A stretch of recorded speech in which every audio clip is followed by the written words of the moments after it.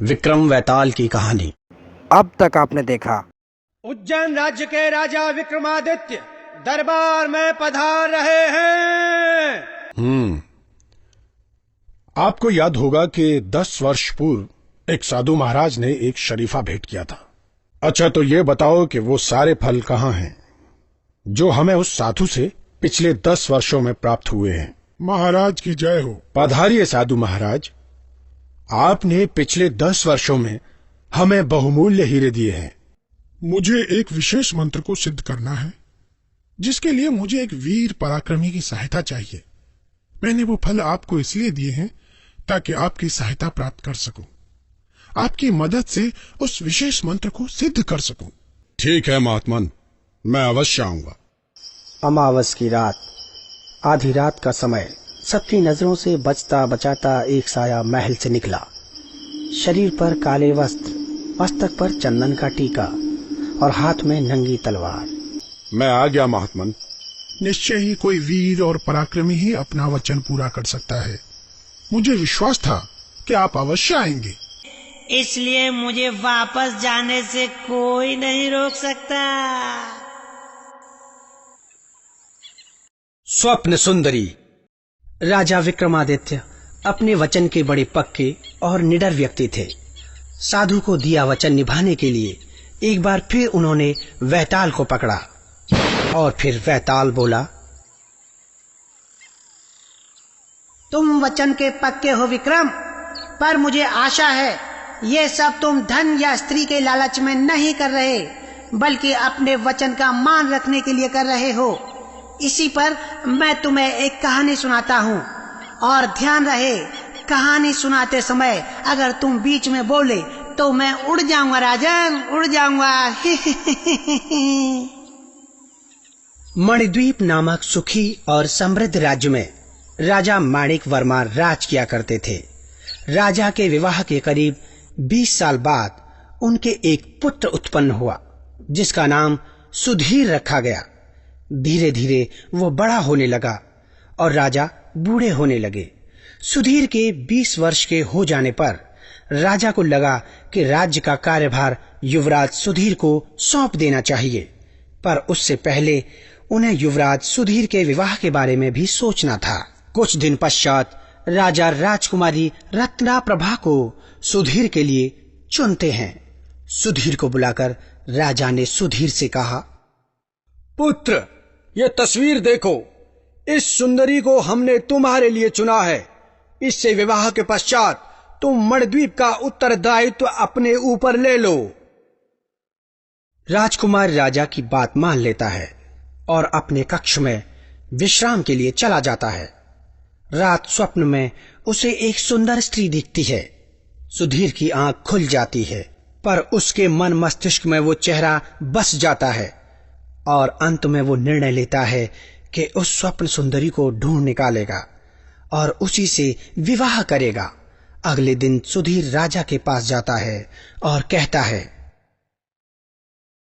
मैंने बहुत सोचा और ये फैसला किया है कि विवाह या राजा बनने से पहले मैं अपना राज्य पूरी तरह देखना चाहता हूँ।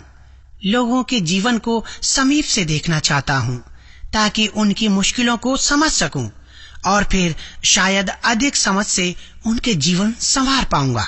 आपकी आज्ञा चाहिए।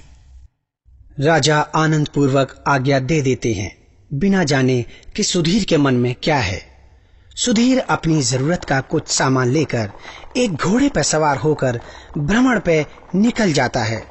गांव गांव, हर राज्य की गलियों में घूमता वो अपनी स्वप्न सुंदरी को ढूंढता रहा। यही करते करते 3 महीने निकल गए। फिर उदास मन उसने वापस लौटने का मन बनाया। वापसी में एक दोपहर वो थक के चूर एक पेड़ के नीचे सुस्ताने लगा। अपने घोड़े को घास चरने छोड़ दिया और उसकी आंख लग गई। उठा तो घोड़ा नहीं मिला। ढूंढते ढूंढते वो नदी के पास पहुंचा, जहां एक स्त्री बैठी हुई थी। सुनो, क्या तुमने यहाँ किसी घोड़े को देखा है? तुम? आखिर मैंने तुम्हें ढूंढ ही लिया। कहाँ थी तुम? मैंने तुम्हें सपने में देखा और तभी से तुमसे प्रेम करता हूँ। अब तुम बोलो, मुझसे विवाह करोगे? मैं तुम्हें हमेशा खुश रखूंगा। ये बात सुनकर लड़की बहुत डर जाती है और भागकर एक कुटिया में चली जाती है। कुटिया में से लड़की के पिता बाहर आते हैं। सुधीर उस लड़की का पीछा करते करते वहाँ पहुँच जाता है। कौन हो तुम? क्या चाहते हो? कौन गांव से आए हो? तुम्हारे माँ बाप कौन है? मेरी बेटी से तुमने जो कहा क्या तुम्हें शोभा देता है? तुम्हारा नाम क्या है? बताओ, बताते क्यों नहीं? मैं एक मूर्ख हूँ, बस यही जवाब है। इसके बाद सुधीर वापस मणिद्वीप चला जाता है। विक्रम, रत्ना प्रभा से विवाह के पश्चात राजा वन प्रजा की ओर अपने सारे कर्तव्यों का पालन करता है।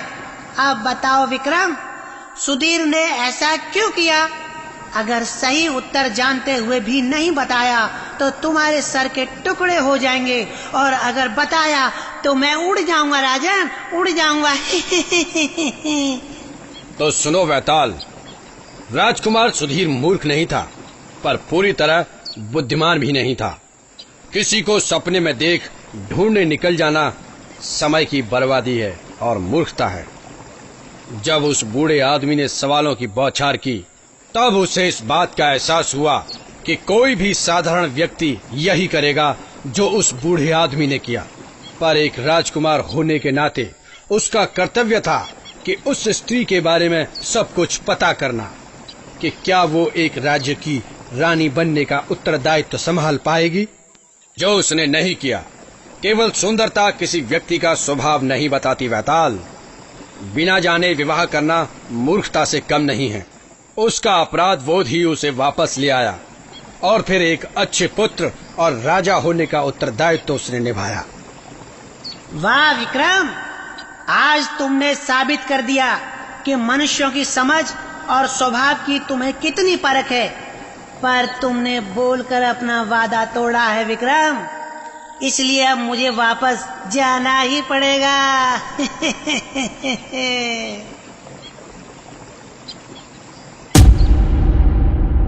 कल देखिए।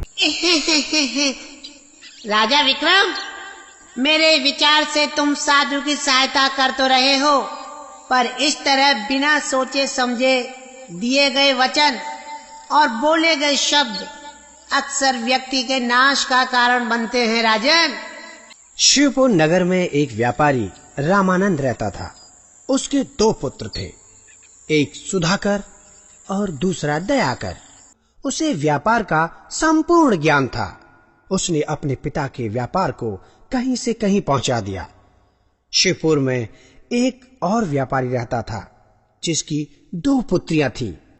देवर जी, मेरी बहन शोभा ने आपका तिरस्कार किया, जिसकी वजह से आप उससे क्रोधित हैं। पर मुझे लगता है जैसे आप मुझसे भी नाराज हैं। पर मैं क्या करूं? शोभा मेरी छोटी बहन है। उसके भविष्य को लेकर मैं बहुत चिंतित रहती हूँ। मैं तो पूरी संपत्ति सुधाकर के नाम करने को तैयार हूँ भाभी जी। For more updates, subscribe to our channel, click the show links and enjoy watching the videos.